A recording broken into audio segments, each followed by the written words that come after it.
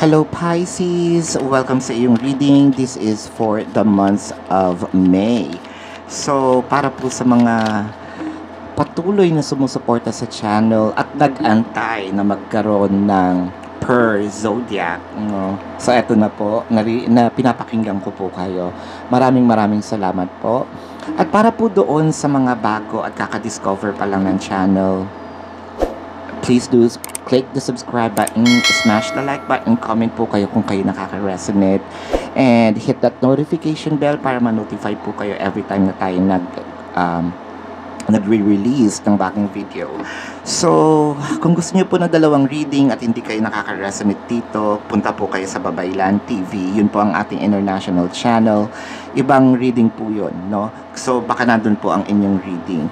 At kung gusto niyo sumali sa ating live sessions, dun din po yun sa kabilang channel.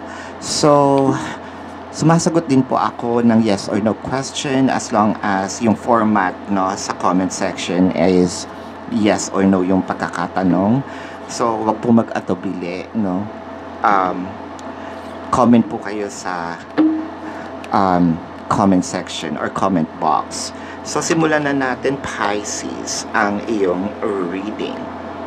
So, after nitong mga challenges mo sa buhay, parang nandito ka sa part na pinag-iisipan mong mabuti ano ang pinakamagandang hakbang, no?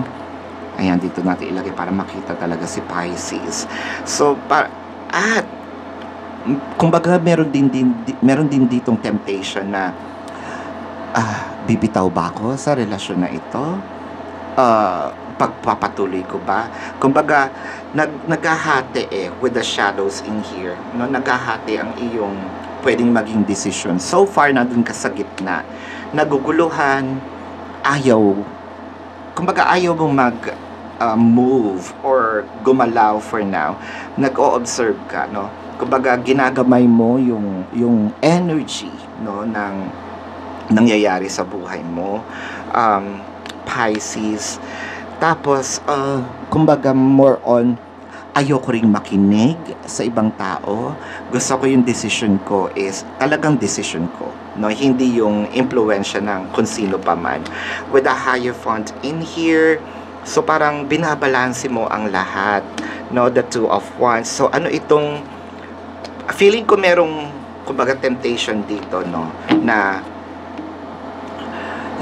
gagawin mo na sana ang isang desisyon pero mas pinili mong magstay muna pero or muni muna instead of magpadala ka sa emosyon pero hindi nangangahulugang hindi ka kikilos, no? Ayaw mong magkamali after all what happened, no? Natuto ka sa buhay, natuto ka kung paano mo, kumbaga, kung paano i-handle yung mga challenges, hindi lang sa relasyon, hindi lang sa pera, hindi lang sa trabaho, no, pati yung personal talaga, no. Kumbaga, lately siguro naiisip mo na etong battle na to, no, ng pagsubok ng buhay is kaya kong lampasan, kaya hindi na ako mag-overthink.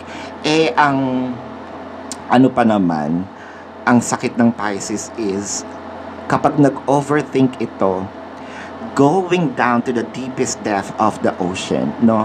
Kumbaga, pag nasimulan niya, lumala na yung sitwasyon ng iniisip niya up until hindi pa naman nangyayari, na-stress na siya sa pag-iisip. Ngayon, parang, come what may, no? Let's cross the bridge when we get there.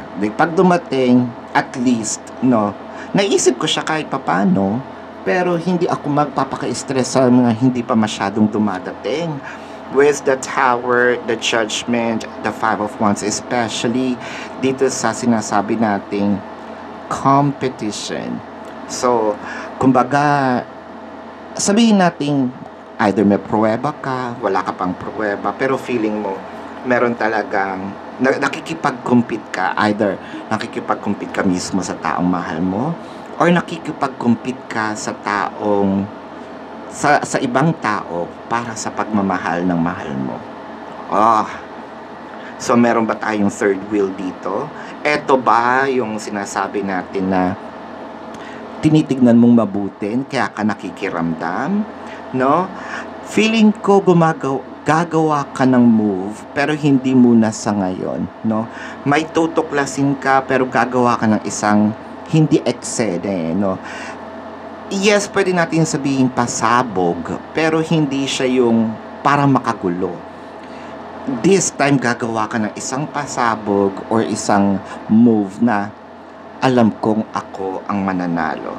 So kumbaga nagagather ka ng information, no? Nag-harvest ka ng mga pruweba. With the high priestess, the chariots, and the wheel of fortune. To a point na baka inuna mo muna yung trabaho.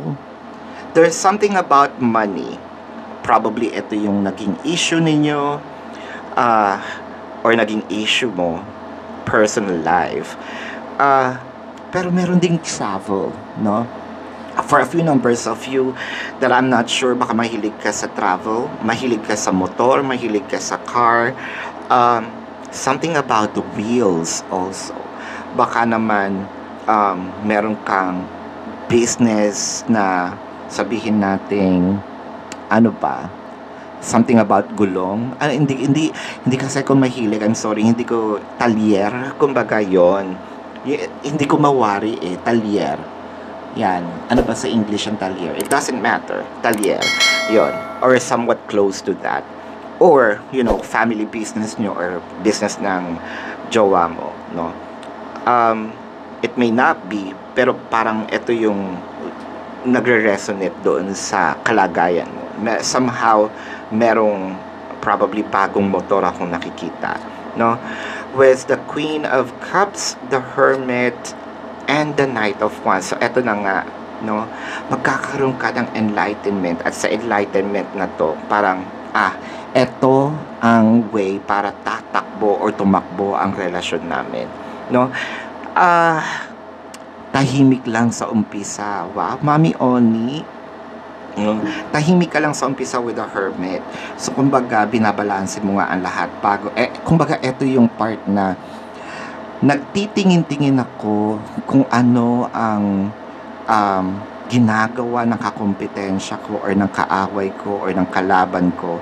Pero hindi nangangahulugang okay lang ang lahat, no? Dadating yung part na, nakakita ko ng butas, ito yung gagawin kong lakas ko para matalo siya, no? Competition is really here, probably also a competition with the business sa personal, no? But when it comes to love, no, parang nakakakita ako dito na mahilig ka sa headband, siguro may lahi kang Asian din na iba, no, mahilig mag-chopsticks, or baka hilig mo lang kumain ng mga Korean foods, K-drama, nakakita ko ng K-drama, no? Especially kapag ang mga tema is yung pera-pera, no? Yung sampalan ng pera, no? Naku, talagang gigil na gigil kang panoorin, no? Actually, isang beses lang ako nakapanood. Ano ba yon? Yung nakalimutan ko kung anong title pero tinapos ko yun The Penthouse. Ayun, Diyos ko, nanggigigil talaga ako dun sa kumabet. Either way, going back to your reading, no? Buti nga sa kanya naloka siya. Charot! Joke lang. So, with that 10 of Wands, the 9 of Wands, and the 6 of Swords. 6 of Swords. So, itong bigat na nararamdaman mo ngayon, I think, mawawala na siya kasi with the 6 of Swords, parang nasa, mas buo ang loob mo ngayon dahil you're into a calmer water, no? And the 9 of Wands, ito yung parang sinasabi mo na, magbibigay na ako ng ultimatum, no? Kumbaga, ito ang rule, kung ayaw mo, wag mo, no? Nakakakita rin ako dito na may madidiscover ka, no? How to remove yourself doon sa burden mo. And especially, how to remove yung nararanasan yung dalawa, no? Kung meron man talagang third party, Nako, napakaganda. Dahil talagang maitataboy mo ang masamang espiritu. Maitataboy mo yung third party. Ayan. So, napakaganda ng iyong reading, Pisces. Tignan natin ang zodiac signs ng taong mahal mo. So, nakakita ako ng Leo, no? Leo, napaka-dominant, no? Sagittarius, ayan. Cancer, Virgo, water placements, Cancer, Scorpio, Pisces, no? Leo talaga, Taurus, ayan. So, ito ang iyong reading.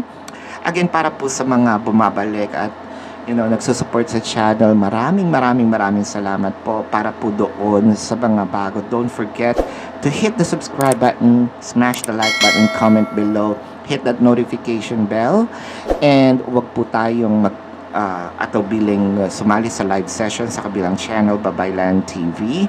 Comment po kayo kung kayo nakaka-resonate or kung meron kayong yes or no na tanong. So, maraming salamat po. Love and light. Namaste. See you po sa susunod na reading. Goodbye.